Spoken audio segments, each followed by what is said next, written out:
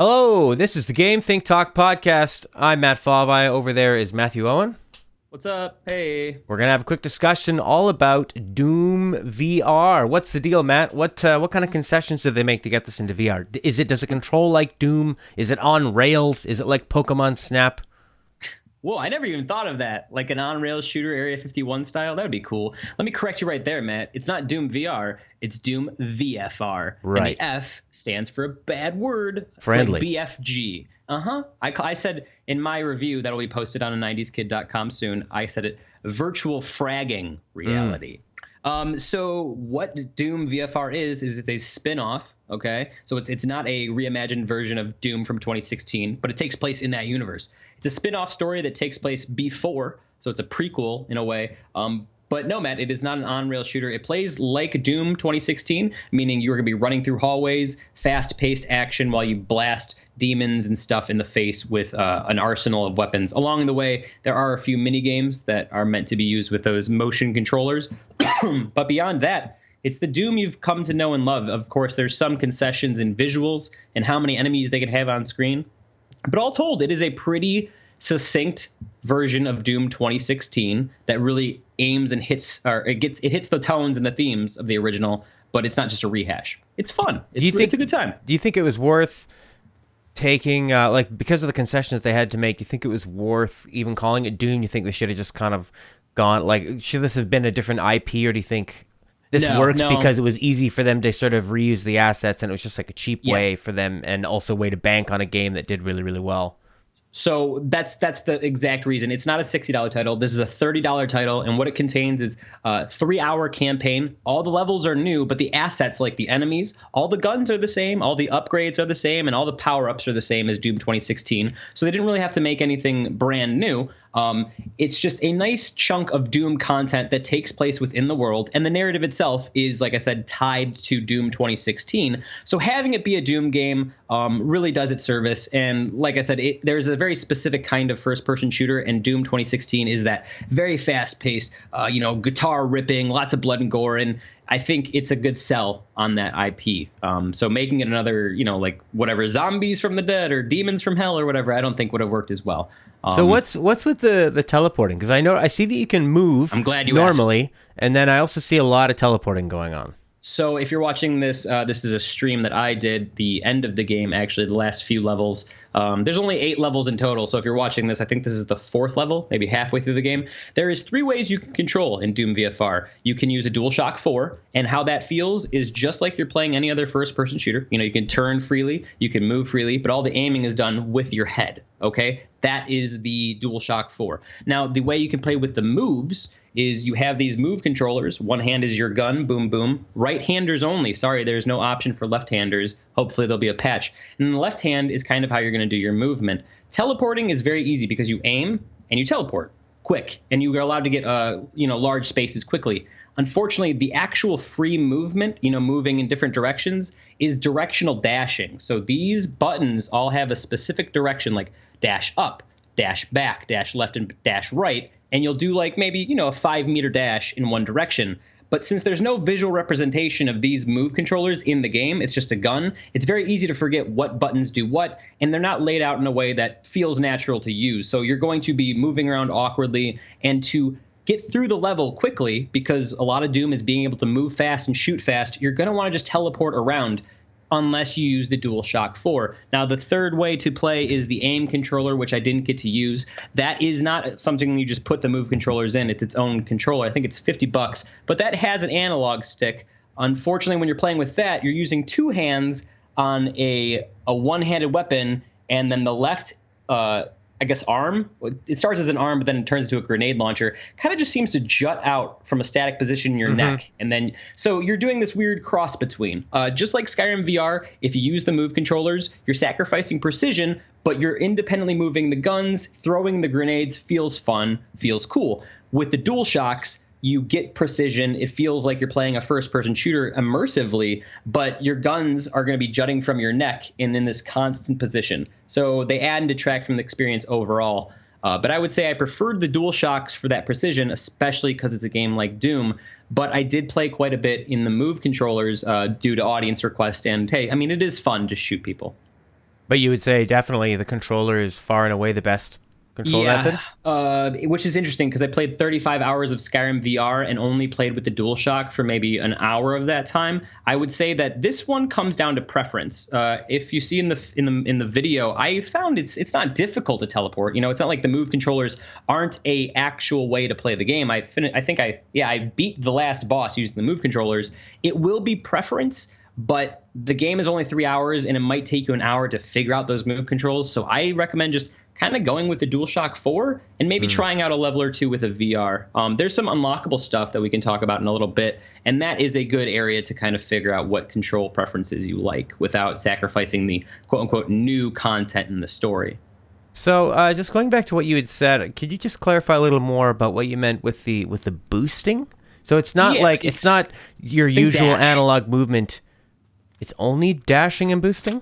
Yeah, so let me clarify. Like with the DualShock 4, you can move freely, Okay. move smoothly left and right on all axes. But what that does for some people is it causes a disconnect and a discomfort, specifically with moving the right analog to what you usually do to move, your view. Right. Sometimes if you're moving the controller and so your head is moving, but it's not, it's a real quick way to give people nausea. So what they like to do is create subsects, or not subsects, but I guess compromises. So you can turn, but it's snap turning, or in Doom VFR's instance, it's 100-degree quick turn, meaning Right. you just kind of go from looking forward to looking back. You can't turn incrementally. And then movement is very much point and teleport. But if you do want to move in a specific direction and not teleport, the only things they give you are short dashes. So I guess imagine a first-person shooter if you had a probably like Overwatch or something, just a quick dash like 5 meters forward. You press a button,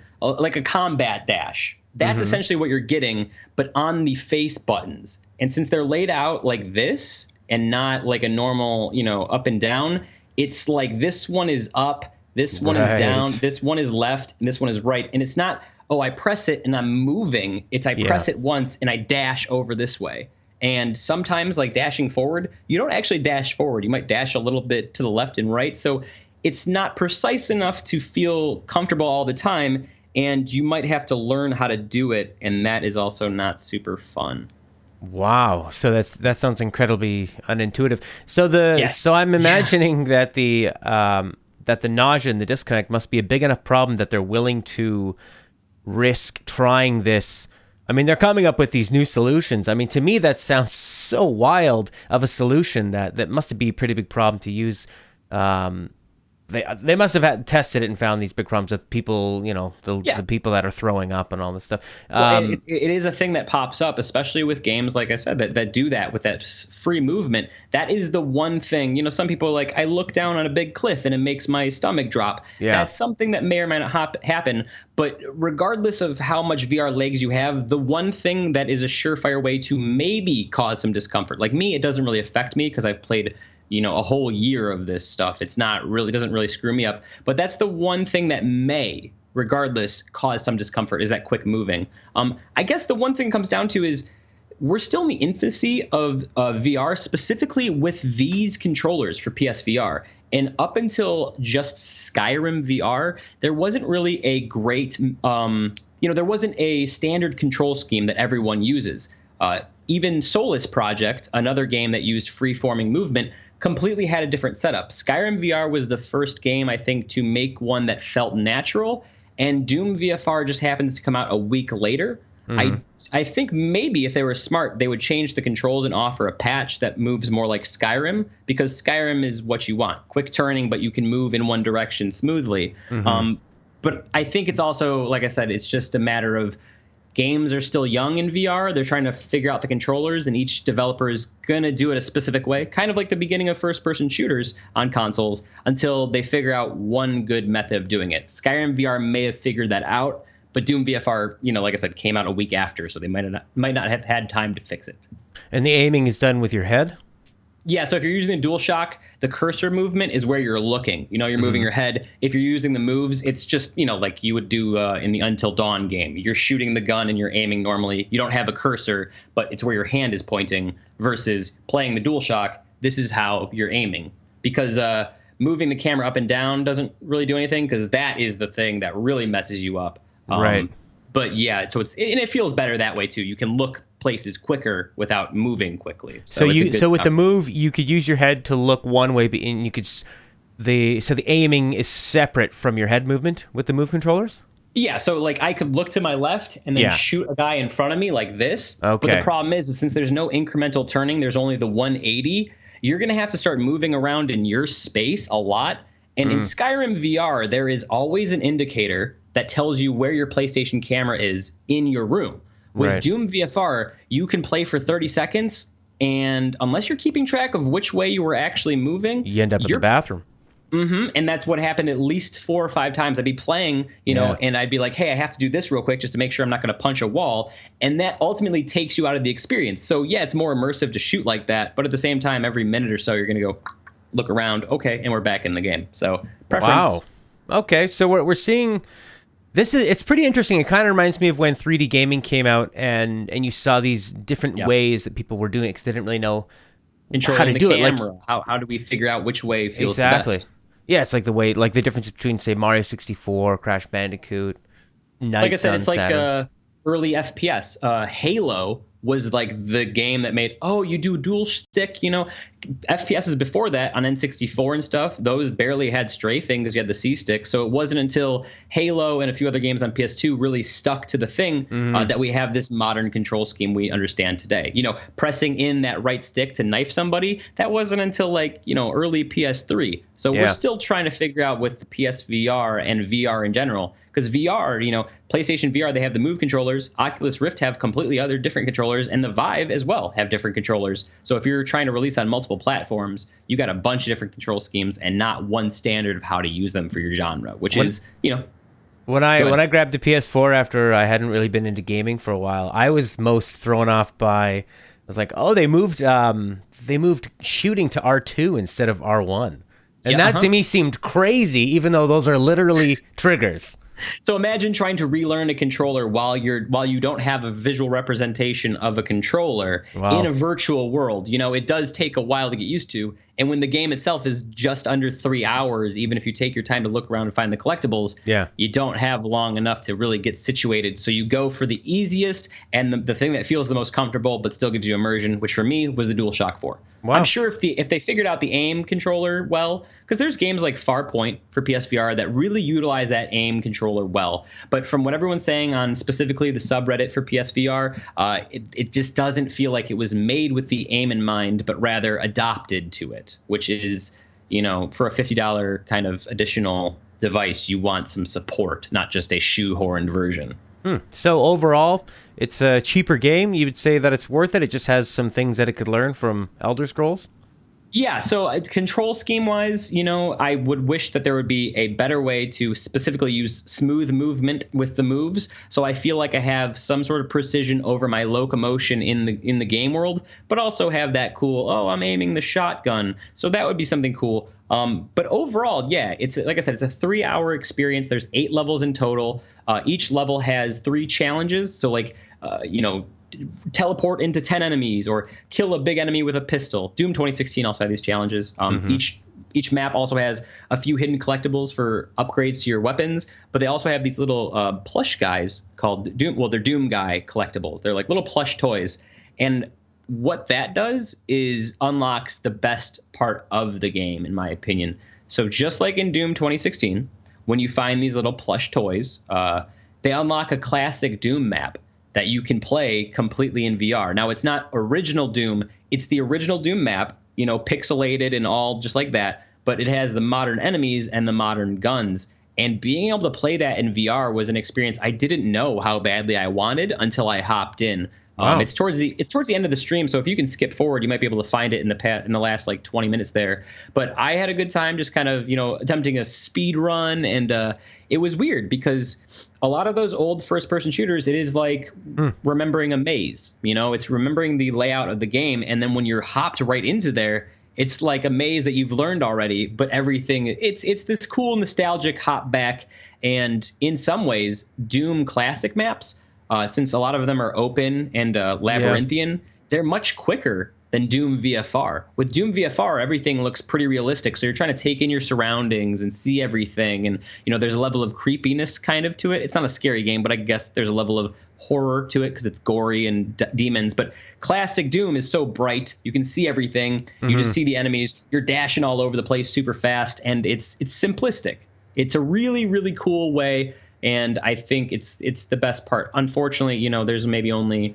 Well, I guess there's more classic Doom levels than there is Doom VFR levels. But if you're like me, in that video specifically, I think I beat the first level after my first try in under 10 seconds. So if you're someone who's played Doom, like I played all 6 of those Doom levels on that stream, and I think under 10 minutes. So it's something fun to go back to. But unless you're brand new to Doom, you'll already know the layouts, and it's more of a little treat than it is a whole other game. Yeah, actually, there are 9. 9 were on the selection you had there. Yeah, and I didn't collect all the collectibles. That's one thing, like I said, Doom VFR is fun, but it's kind of a one and done for me. A game like Until Dawn, which was on rails, it was more score-based, so it was something easy to replay, whereas Doom VFR is very story-driven, and although it's fun to run around and shoot people, the only reason to go back is to find those collectibles, and those collectibles are pointed out on your map. So if you look at your map during the middle of a level and kind of keep track, you can get everything in one run. And then once you've gotten everything, you have those selection of Doom 1 and Doom 2 maps, like I think probably 15 to 20 total, and then you can run through those, and that's a fun thing. But all told, maybe 6 hours of Doom content if you've played Doom 1 and 2 before. Good VR content, you know, once you figure out how to use the controls, and a good value for $30. I think if they would have tried to charge 60, it would have been way, way too expensive, but it's a good package.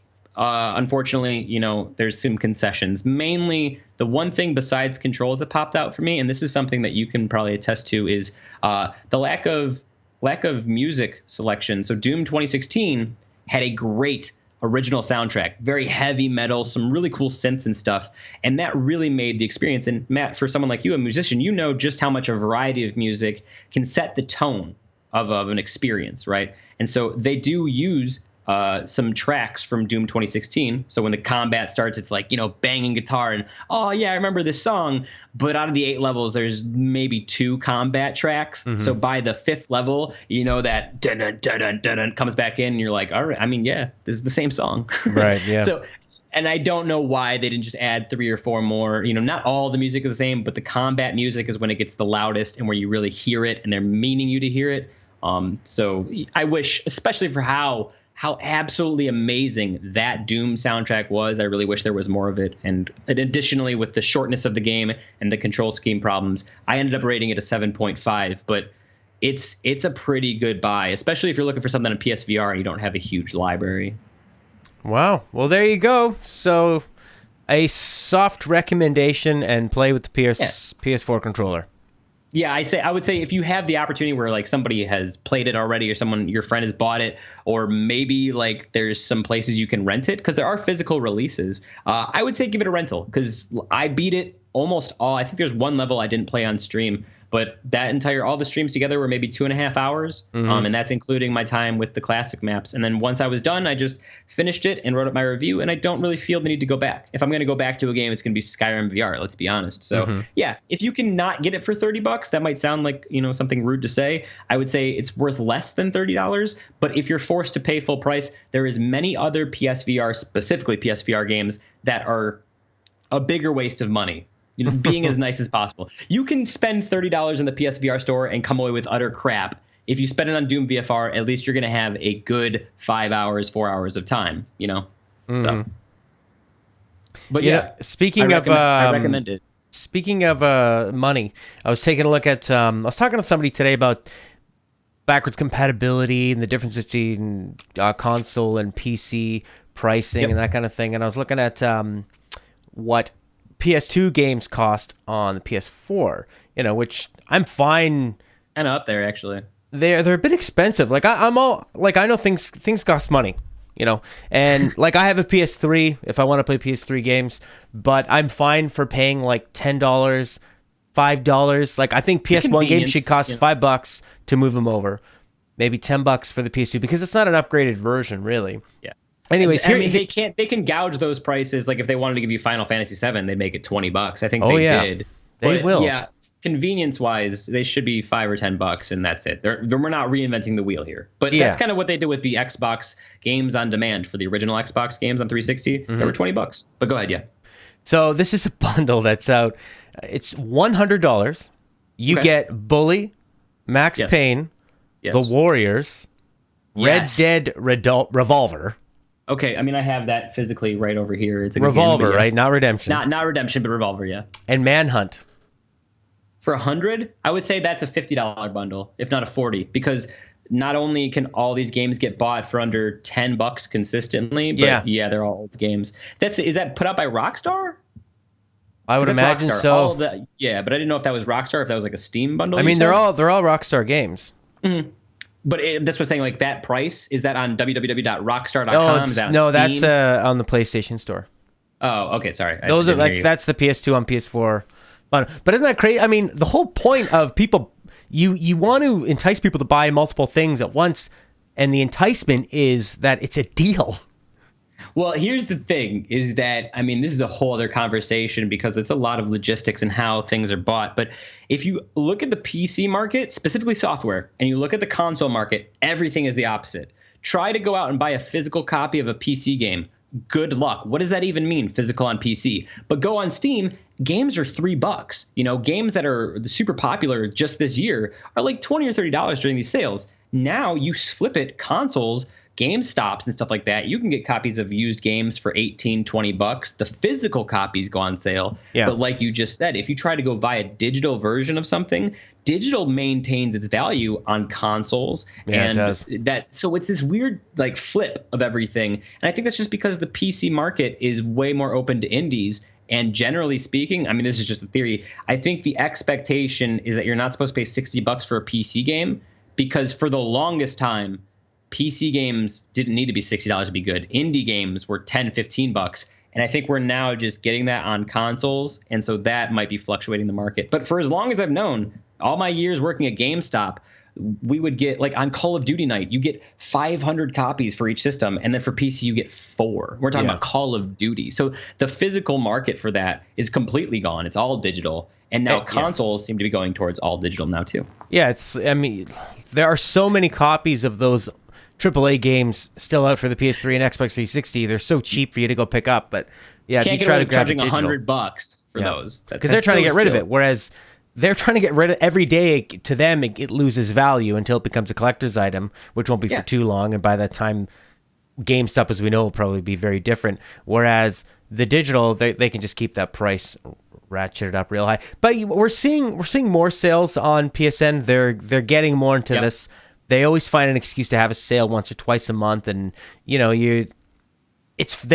that they can make it. What's that? PlayStation does put their games on sale with their flash sales more than Xbox does. That's something I will contest. That there's more sales that are worth better value, especially for PS Plus members. Now, Xbox does have some pretty crazy sales, but that's like end of year, Black Friday, and they do one in the summer. Whereas PlayStation, it's like, oh, very this consistent. game is $20 off. Yeah, Yeah, I just grabbed Horizon Zero Dawn. It was $30, and I think it was because I don't know who started the sale, but whenever I noticed that Best Buy and Amazon Prime, they like to do price matching with PSN. So whoever started it, you'll find it somewhere else. So I grabbed it for $30. I figured that I can at least have a conversation of it in terms of Game of the Year at the end. Yeah, we need to have a conversation because Horizon Zero Dawn might be better than Zelda on my list. Just saying. Well, then it'll be worth me playing it just to hopefully defend Zelda's honor. All right, that's going to do it.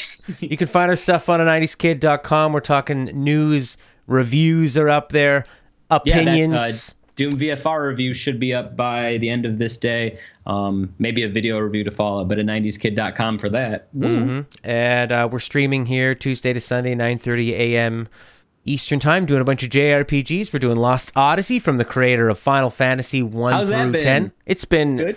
It's been fascinating. We just in the last 360 JRPG. It's like one of the only ones I remember. But yeah, that game's weird. The last episode we did had a section of story that was probably one of the best examples of character development and storytelling there's some good stuff probably in there. ever experienced. And then they follow it up with these dream sequences that are very, very long and very redundant and overly written and need to have been edited. But I have a feeling that when Sakaguchi the creator of Final Fantasy is writing something, nobody has the balls to be like, it's a little long, don't you think? It's like saying Miyamoto being like, "You sure you want to put that feature in the Mario game? Like, just let him roll with it. Just it's okay." So I find the pacing in the game sometimes is hurt by that. I think I'm going to actually just, instead of streaming those dreams, I'm going to read them on my own time. And if they're good, I'll share them with people. But it really killed the momentum. We're finishing up Final Fantasy X-2, a game I hate and I think is an insult. That is the, if you ask most people, 10-2 is like the one that everyone does not like. I don't even play. I didn't even play 10 or 10-2. I mean, maybe I did play 10, but 10-2 is just sufficiently annoying, is what I'll say. In more ways than one. It's an insult. It was Square Enix trying to recoup money they lost on the movie Spirits Within. They gave the team an impossible goal of make a fun game, and we're not going to let you make any new assets. Oh shit. So everything, and it's like watching bad improv. It's so terrible. It's not even bad in the really good though. That's the problem. It's some of it's really good, but it's that whole Metal Gear Solid 4 part of, if you just let someone make a 20-minute cutscene, they're going to keep making 20-minute cutscenes. Like, and especially it was early 360 and there wasn't a lot of JRPGs being developed for 360. What are we talking about now? Lost Odyssey. I was just saying in general with you were talking about Lost Odyssey, right? Then I said 10-2. Oh shit! Sorry, I'm all the way back. But 10-2 does it too. Like, they just throw random stuff in there that doesn't matter at all. Completely breaks up breaks up everything. Nothing is connected in 10-2. 10-2 to me sounds like when you do story time, where like I'll say the start of a story and then you finish the sentence and then the next person finishes the sentence. Telephone. Yeah, nothing is connected at all. It's just random moments, and they had to you can tell that the developers were not allowed to make any new assets. They just had to take pieces from the old game and try to turn it into something. It's horrible. Blitzball. Lost Odyssey has some pacing problems, but other than that, it's fantastic. I think Lost Odyssey is more the Metal Gear Solid analogy I was making. Yeah, just that's like right. Really long sections, but 10-2, from everything I know, is just like, Blitzball, Tide is laughing. Look at all this annoying stuff. Like, it's not good. Yeah. And everyone always complains about the characters and that the narrative. Are people enjoying it, I guess? Or are you just doing it for the hell of it? Some people like the battle system and have fond memories of 10-2. Some people they find that it's so bad it's entertaining. Every time I want to quit it, I have this need to finish it. It's ironic. Something you started. Even though I despise how much time it's taken from me, I will give it more time because I've invested time. Well, with you streaming too, I mean, it's you open that can of worms, my friend. Yeah. It's easier when there's no eyes on you. It's easy just to be like, I'll finish this, wink, wink, and then never get to it. That's right. But exactly. So I mean, at least you have a group of people who are pushing you through. You have your own cheerleading squad of supporters for finishing up that terrible game. Albeit I've never played it, but Don't ever start. Is 10-2 the only other one that's like a, game 2? Because there's 13-2, which is Lightning Returns. You like that a lot, right? That's an amazing game. It's a shame that people won't play 13-2 in Lightning Returns, because the first half of 13 was junky. Because I do want to play 13-2. 13-2 and Lightning Returns are fantastic. Yeah, I do have my copy of 13, I think. No, I don't. But yeah, anything else? So Lost Odyssey, and what's coming up? You guys are doing coming up next. Dragoon, right? Or Legend yeah, we're also working on Legend of Dragoon. That's a game I wish I would have started on an emulator, because it's an old game and it drags and it's long and there's lots of grinding and stuff. So it would have been nice to fast forward through that stuff and use save states when you need it.